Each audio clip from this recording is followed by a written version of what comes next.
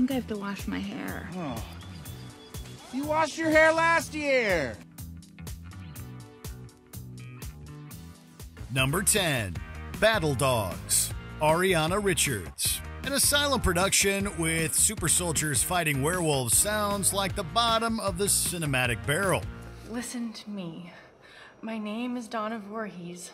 I'm 28 years old. I was bitten. I know. For die-hard sci-fi fans, though, Ariana Richards' not-so-big comeback was a selling point. Richards claimed fame as a child actress through several sci-fi blockbusters. Rather than pursue her superstardom following Jurassic Park, however, she began focusing on her passion for painting. He's gonna eat the goat?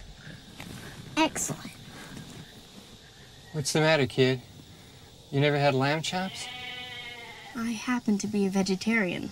Richards acted off and on for years, most notably reprising her Jurassic Park and Tremors roles in sequels. But after a long hiatus, she called it quits with Battle Dogs. At least as she has found great success as a professional artist. Richards even remains an icon for her earlier creature features, though Battle Dogs suggests how showbiz can be more trouble than it's worth. So you're a dog lover too, huh? I was. I have some mixed feelings now. Number 9. Swept Away. Madonna. As one of the biggest pop stars ever, Madonna was bound for screen stardom. They're blind. So what?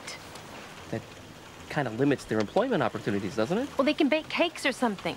You don't need eyes to bake cakes. It seemed her already prominent acting career would achieve new prestige with their marriage to renowned British filmmaker Guy Ritchie. Sure enough, their first collaboration would be a remake of the Italian art film Swept Away, in which an insufferable socialite and a lowly deckhand are marooned on an island.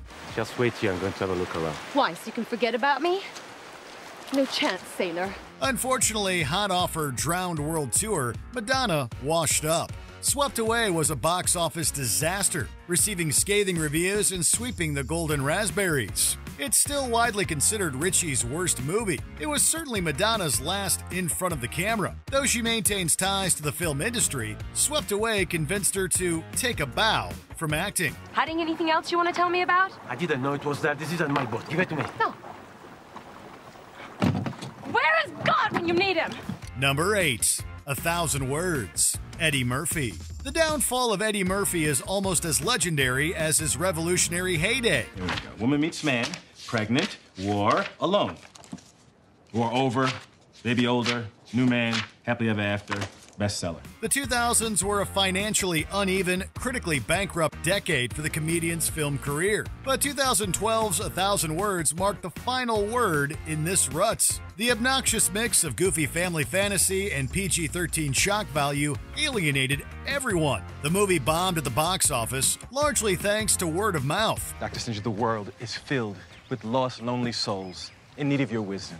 And they're out there calling out to you in quiet desperation. I hear them. I feel them. Devastated by his 14th Razzie nomination, Murphy decided to take a year off. Well, that year turned into 4. His attempt at a dramatic comeback with Mr. Church sure didn't work. But with the beloved Rudy Ray Moore biopic Dolomite Is My Name, Murphy is back in action. After 1,000 Words, though, even fans didn't mind the quiet streak. I guess you never know if the last time you see someone is gonna be the last time you ever see someone. Number 7. YearOne. Harold Ramis. Filmmaker and actor Harold Ramis's comedy classics can always take us back to the 1980s. YearOne, however, doesn't just literally set comedy back to the Stone Age. I think I have to wash my hair. Oh. You washed your hair last year! This prehistoric romp's sense of story and humor amounts to clubbing audiences over the head with lazy religious and anthropological references. Ramis himself made a shameless cameo as Adam the First Man. You're welcome to spend this night with us. You may lay with my daughter Lilith.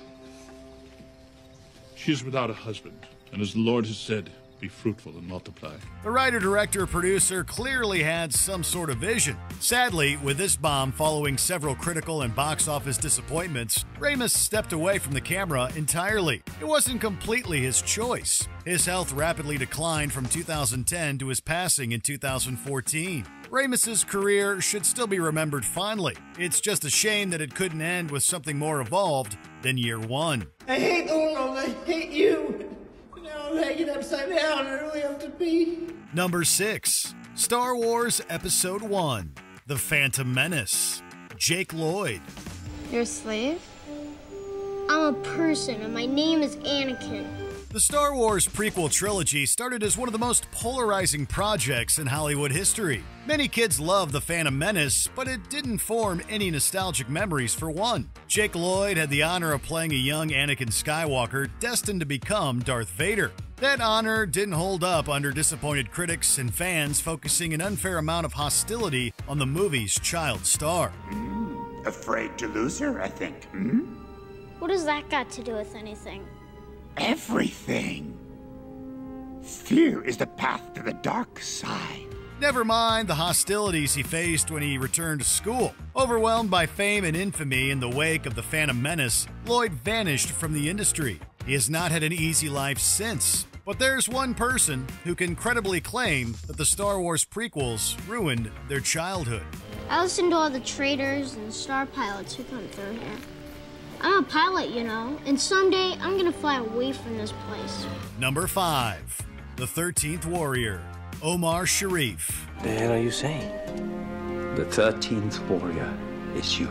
The sterling international reputation of Omar Sharif seemed invincible, even as major work slowed down. In 1999, what was supposed to be his big comeback to Hollywood ended up being one of his great regrets. The 13th Warrior chronicles a Viking settlement accompanied by an Arab Muslim traveler played by Antonio Banderas. Sharif merely plays supporting to this miscast lead. The movie was not only critically panned, but became one of the biggest box office bombs ever.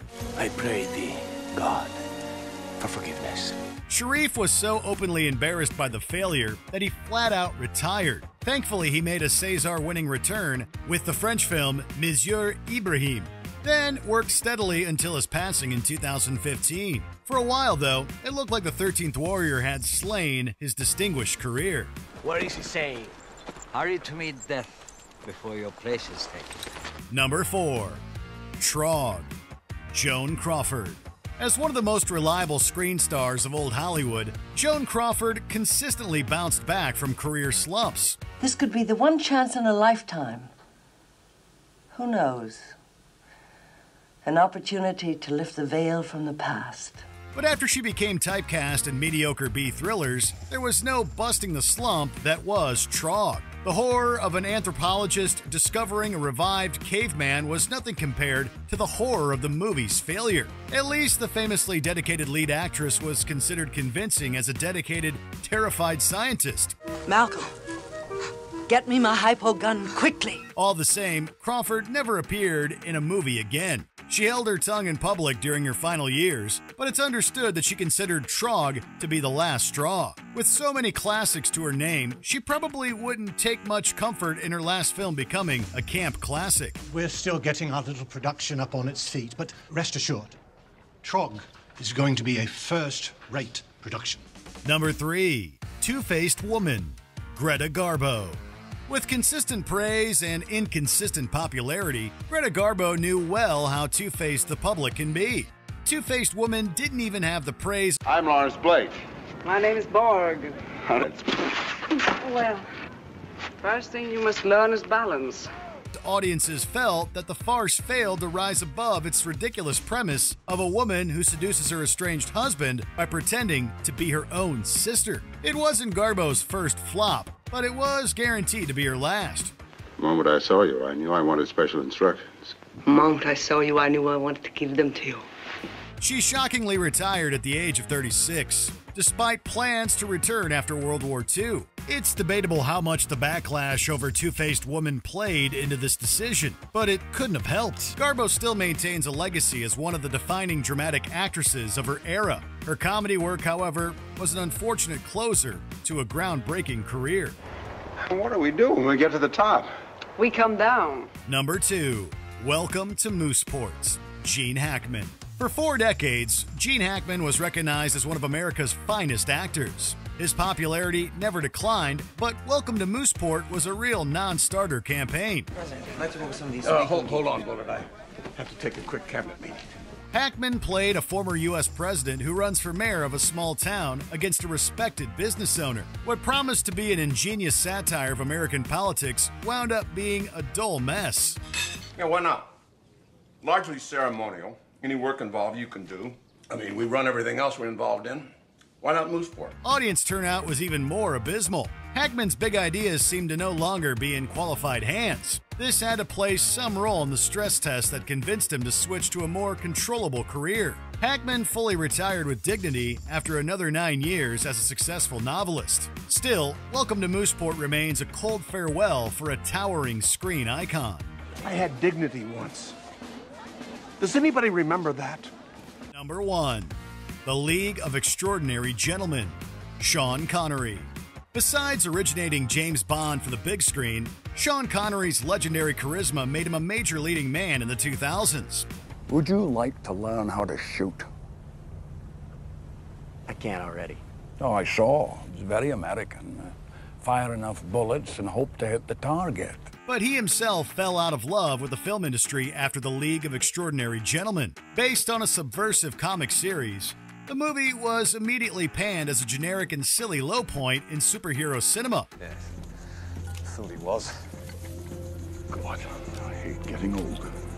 Connery's heated rivalry with director Stephen Norrington was also notorious. LXG may have shown a profit, but that wasn't enough for Connery. Openly observing a decline in the quality of Hollywood, he decided to retire. Ironically, he returned in 2012 to voice act in the catastrophic Sir Billy. With Connery's legacy being otherwise stellar, at least he went out on his own terms. My dear girl, I've buried 2 wives and many lovers, and I'm in no mood for more of either. Did you enjoy this video? Check out these other clips from Watch Mojo, and be sure to subscribe and ring the bell to be notified about our latest videos.